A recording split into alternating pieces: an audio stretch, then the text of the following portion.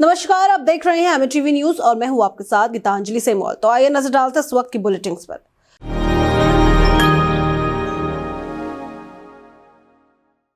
प्रधानमंत्री नरेंद्र मोदी की चुप्पी को लेकर यूथ कांग्रेस ने सरकार पर तीखा हमला बोला है। एप्स्टीन फाइल्स, किसानों के अधिकार और देश की सुरक्षा से जुड़े मुद्दों को लेकर आज इंडियन यूथ कांग्रेस ने राजधानी में जोरदार प्रदर्शन किया। यूथ कांग्रेस अध्यक्ष उदय भानु चिब के नेतृत्व में कार्यकर्ताओं ने नारेबाजी करते हुए कहा कि प्रधानमंत्री अहम सवालों से बच नहीं सकते। उनका आरोप है कि किसानों के हकों की अनदेखी की जा रही है और राष्ट्रीय सुरक्षा जैसे गंभीर मुद्दों पर सरकार स्पष्ट जवाब देने से बच रही है। प्रदर्शनकारियों ने कहा कि अंतर्राष्ट्रीय स्तर पर उठ रहे सवालों और देश की कृषि नीति को लेकर सरकार को पारदर्शिता दिखानी चाहिए। यूथ कांग्रेस नेताओं ने साफ किया कि जब तक देश को संतोषजनक जवाब नहीं मिलेगा तब तक उनका आंदोलन जारी रहेगा। उत्तर प्रदेश का अब तक का सबसे बड़ा बजट पेश करने से पहले वित्त मंत्री सुरेश खन्ना ने अपने सरकारी आवास पर विधिवत पूजा अर्चना की। इस दौरान उन्होंने प्रदेश की समृद्धि, विकास और खुशहाली की कामना की। पूजा के बाद वित्त मंत्री विधानसभा पहुंचेंगे, जहां वो योगी सरकार का महत्वाकांक्षी बजट सदन में पेश करेंगे। माना जा रहा है कि इस बार के बजट में इंफ्रास्ट्रक्चर, किसानों, युवाओं, महिलाओं और रोजगार सृजन पर विशेष फोकस रहेगा। प्रदेश की जनता, उद्योग जगत और कर्मचारियों की निगाहें अब इस महत्वपूर्ण बजट पर टिकी है।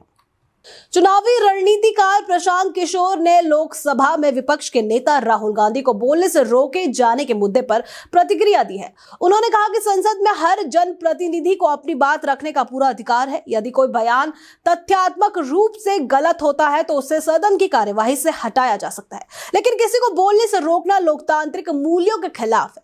प्रशांत किशोर ने कहा कि संसद संवाद और बहस का मंच है, जहां सत्ता और विपक्ष दोनों की आवाज सुनी जानी चाहिए। राहुल गांधी विपक्ष के नेता हैं और जब भी चुनाव होता है तो जनता सिर्फ सत्ता पक्ष का चयन नहीं करती है, विपक्ष का भी चयन करती है। तो राहुल गांधी व्यक्ति से आपका सरोकार हो या ना हो, लोकतंत्र के लिए जरूरी है कि विपक्ष के नेता को बोलने से न रोका जाए।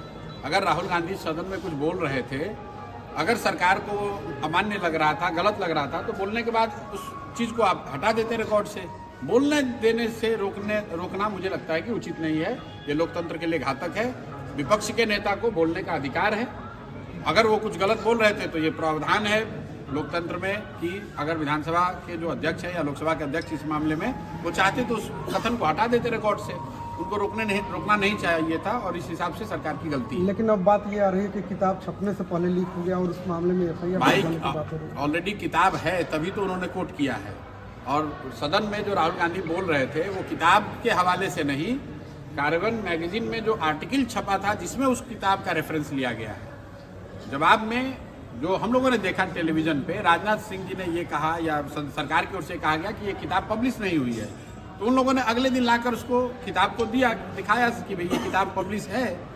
कांग्रेस नेता जितेंद्र पटवारी ने केंद्र सरकार पर भारतीय किसानों के हितों से समझौता करने का आरोप लगाया है। पटवारी ने कहा कि अमेरिका में एक किसान के पास औसतन 400 एकड़ जमीन होती है, जबकि भारत में औसतन सिर्फ 2.5 एकड़। ऐसे में यदि भारतीय बाजार अमेरिकी कृषि उत्पादों के लिए खोला जाता है तो उसका सीधा असर देश के छोटे और मध्यम किसानों पर पड़ेगा। उन्होंने कहा कि सरकार को व्यापारिक समझौतों में किसानों के हितों को सर्वोच्च प्राथमिकता देनी चाहिए और कृषि नीति को पूरी तरह किसान केंद्रित बनाना चाहिए। हमारे कृषि मंत्री है शिवराज सिंह चौहान। मैंने उनसे सवाल किया कि शिवराज जी, आप किसानों के मंत्री हैं, खेती के मंत्री हैं, हमारे खेती के पिता जैसे हैं। अमेरिका की कृषि मंत्री ने कहा कि भारत में सोयाबीन के उत्पाद आएंगे, मक्का के उत्पाद आएंगे, चावल आएंगे, सब्जियां आएंगी, फल आएंगे अमेरिका के। भारत 0% टैक्स रखेगा। भारत से कृषि के कोई भी उत्पाद अमेरिका गए तो फिर 18% आपको टैक्स देना होगा, टैरिफ देना होगा। अमेरिका में एक व्यक्ति के पास, एक किसान के पास लगभग 400 एकड़ जमीन है। भारत में एवरेज एक किसान के पास 2.5 एकड़ जमीन है। भारत के किसान को 14,000 रुपए सरकारी सहायता पर एकड़ मिलती है। अमेरिका में किसान को पूरी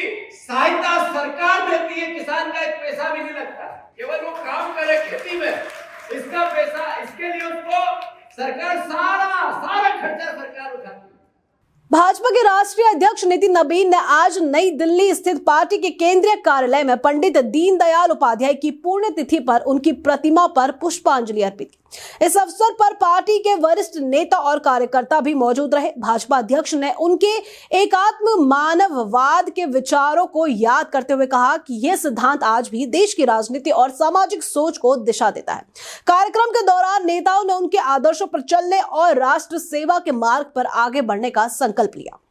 प्रधानमंत्री आवास योजना के तहत प्रदेश में करीब 60 लाख गरीब परिवारों को पक्का घर मिला है। सरकार का दावा है कि यह स्वतंत्र भारत में गरीबी के लिए सबसे बड़े आवास अभियानों में से एक है।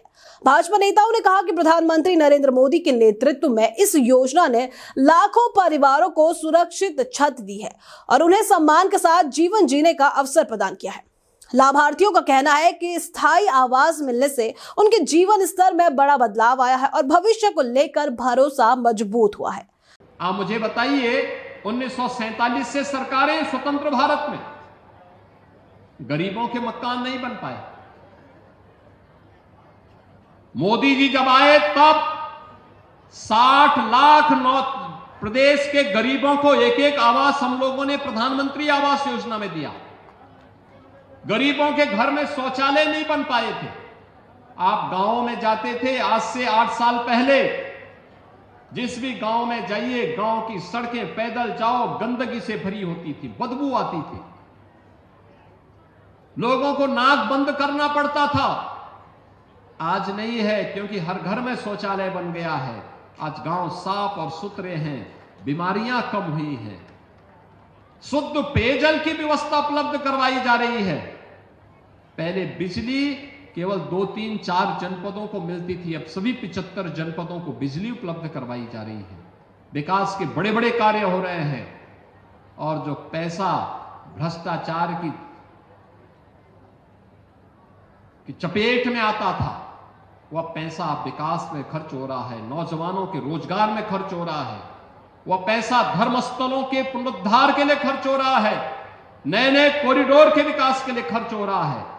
विरासत और विकास की इस यात्रा को लेकर के वर्तमान में सरकार कार्य कर रही है और उसी यात्रा का प्रतिफल है उत्तर प्रदेश अब भारत की, जो देश की जो 3 बड़ी अर्थव्यवस्था है उनमें से उत्तर प्रदेश भी एक है।